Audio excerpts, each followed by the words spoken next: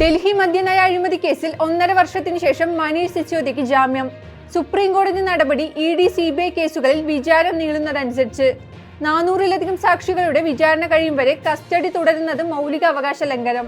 തിരഞ്ഞെടുപ്പ് പ്രഖ്യാപിച്ചാൽ ഷെയ്ഖ് ഹസീന ബംഗ്ലാദേശിലേക്ക് മടങ്ങുമെന്നും മകൻ സജീദ് വസീദ്. ഷെയ്ഖ് ഹസീനയെ സംരക്ഷിച്ചാൽ ഇന്ത്യയുമായി സഹകരണം എളുപ്പമാകില്ലെന്ന് ബംഗ്ലാദേശ് നാഷണലിസ്റ്റ് പാർട്ടി.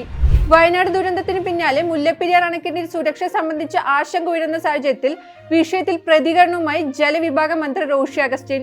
മുല്ലപ്പെരിയാറിൽ പുതിയ ഡാം നിർമ്മിക്കണമെന്ന കേരളത്തിന്റെ ആവശ്യത്തിൽ നിന്ന് പിന്നോട്ടില്ലെന്ന് മന്ത്രി അറിയിച്ചു.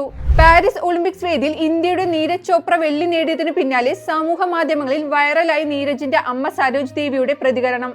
മകന്റെ വെള്ളി നേട്ടത്തിനൊപ്പം അർഷാദ് നദീമിന്റെ സ്വർണ്ണ നേട്ടത്തിലും അഭിമാനം പങ്കുവെക്കുന്നെന്ന സരോജ് ദേവിയുടെ പരാമർശമാണ് ഏവരുടെയും ഹൃദയം കവർന്നത്.